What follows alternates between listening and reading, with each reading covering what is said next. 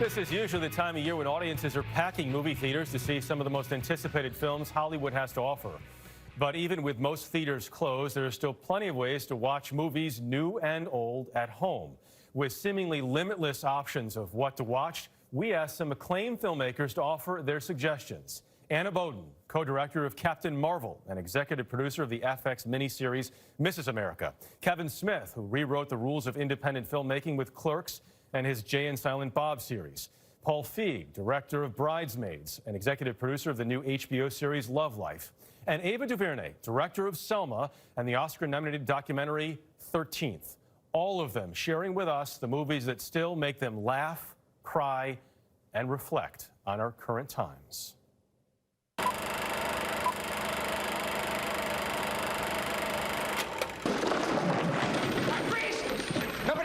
I will choose Dog Day Afternoon. And I love the film because Sidney Lumet handles issues in 1977 that we're still dealing with now as it relates to class and economic disparities and the desperation that people feel. And I love it because it talks about someone taking action to regain power. But one of the things that I love so much about the film is its treatment of LGBTQIA issues in 1977.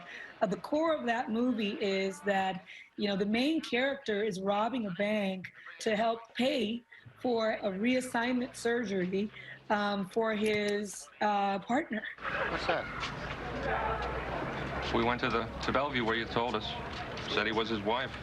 They were married in a church. We're dealing with trans issues in 1977, and when you watch it, all the words are wrong and nothing's politically correct, but it was perfect for the time. I very recently, for the first time, watched The Ghost and Mrs. Muir. It's just a spectacular movie. Goodbye, my darling. It's so romantic, the whole theme of like you meet your soulmate, but it's somebody who was in a different time period. This was just a really, really beautiful movie. I mean, Gene Tierney's gorgeous, and Rex Harrison is just so cool as this sea captain, and it just takes place on the English seacoast. Be careful. There may be breakers ahead. There's a real escape that you get from watching a black and white movie. So I would definitely put The Ghost of Mrs. Muir on your list. You'll just be a puddle of love by the end of it. You bastard, what did you do to my son? I am your son, Mom. It's more of a modern classic, but something that I recently revisited in quarantine was the movie Big with Tom Hanks. Tom Hanks plays a 12-year-old Josh Baskin who finds himself in a grown-up body.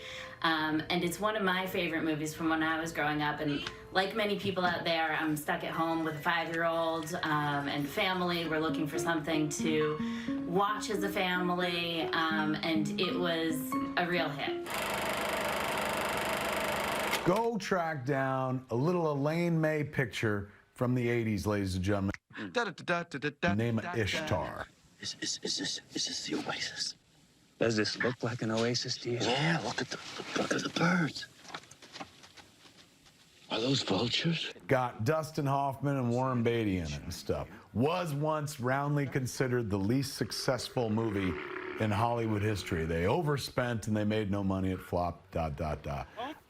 This movie is so worth catching. It's absolutely hysterical. Hello, Ishtar, you're more than a country. It's a little time capsule, of course, because it takes place in the 80s. But man, a movie worth watching that, like, for a long time, everyone crapped on. One of my favorite comedies of all time is a film called Car Wash. It is directed by Michael Schultz. And because of his name, a lot of people don't know that Michael Schultz was a black man. He was a black director. He took this film Car Wash, which on its surface is just a kind of a comedy about an inner city car wash. And it debuted at Cannes and won a couple of awards in 1977. Praise the Lord! Praise the Lord! It stars Richard Pryor and the great Bill Duke and the legend and icon Ivan Dixon. And it is a snapshot of where Black America was at that time. It's a beautiful film with a lot to say, and it's funny and cool, too.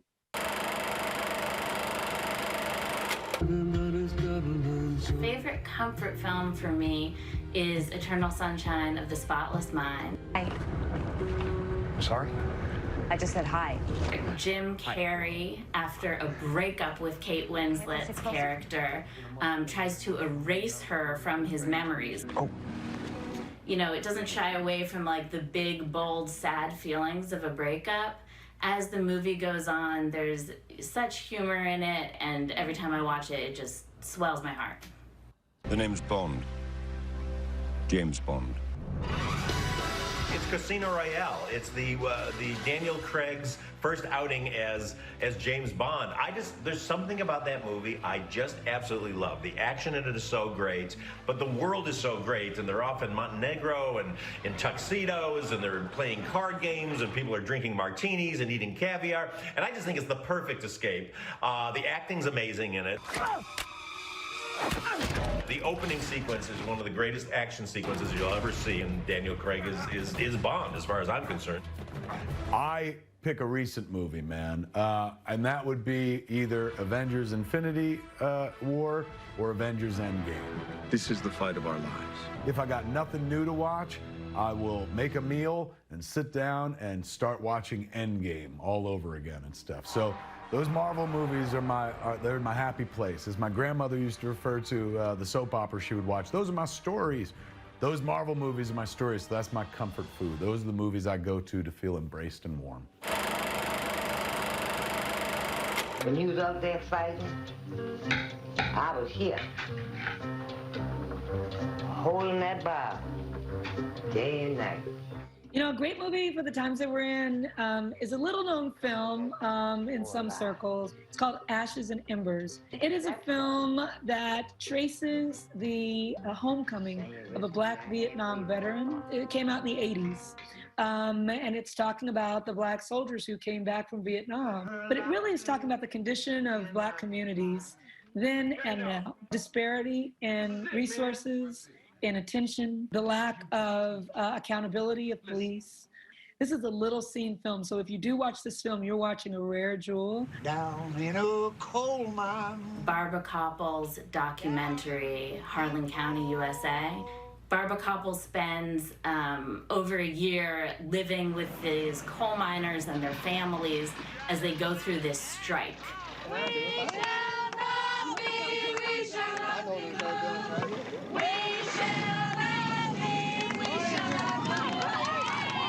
And they're striking for living wages and better working conditions. And I think rewatching it now was also really emotional, because even though it's like on such a smaller scale than, you know, the Black Lives Matter movement that's happening right now. And it's not just like there's this end and there's victory and we did it, but it's this ongoing struggle. Another movie one could watch, a reflection of our times, and yet it was made 31 years ago, Spike Lee's Do the Right Thing. Spike Lee's Do the Right Thing. It's as plain as day.